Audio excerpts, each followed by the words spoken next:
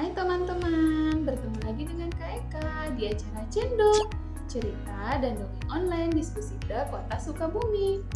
Di pertemuan kali ini, Kak Eka akan kembali bercerita untuk teman-teman dengan judul buku Aku Sayang Binatang, karya Triani Retno. Cerita ini menceritakan tentang Salih dan Salihah beserta ibunya. Suatu hari, Salih diberi segelas susu oleh ibunya. Ketika Salih meminum susu tersebut dan menghabiskan susunya, Salih bertanya kepada ibu, "Ibu, susu ini berasal dari mana sih? Rasanya enak sekali." Kata ibu, "Susu ini berasal dari sapi di peternakan." Setelah mendengar itu, Salih pun senang sekali. Salih menjadi sayang kepada binatang karena mereka menghasilkan susu yang enak. Setelah meminum susu, Salih pun bermain bersama Kak Salihah di halaman. "Lihat Kak, ada kupu-kupu," kata Salih kepada Salihah. "Sayapnya indah sekali. Kak Salihah, ayo kita main jadi kupu-kupu."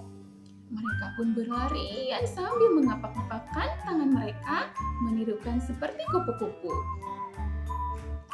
Setelah bermain bersama Kak Salihah, ibu mengajak Salih pergi ke suatu tempat.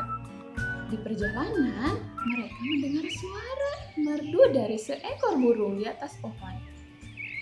"Ibu, suara burung itu merdu sekali. Kita tangkap, Ibu." Mendengar ajakan Salih, ibu malah hanya tersenyum. Salih, kalau burung itu ditangkap, maka mereka akan sedih. Belum lagi nanti keluarga mereka akan mencari burung tersebut. Mendengar hal tersebut, Salih menjadi terdiam. Dia tidak mau burung itu menjadi sedih dan tidak berkicau lagi. Salih sayang binatang, maka Salih pun membiarkan burung itu bernyanyi di atas pohon. Sampailah Salih dan ibu di sebuah toko. Ibu mengajak Salih untuk membeli madu. Setelah dibeli dan dibayar, Salih pun mencicipi madu tersebut. "Madu ini dibuat dari apa sih, Bu? Rasanya enak sekali," kata Salih sambil memakan madu. Kata ibu, "Madu ini dihasilkan oleh lebah. Lebah menghisap nektar dari bunga-bunga dan mengumpulkannya di dalam sarang. Dan nektar itulah yang nanti akan menjadi madu." Kata ibu menjelaskan kepada Salih.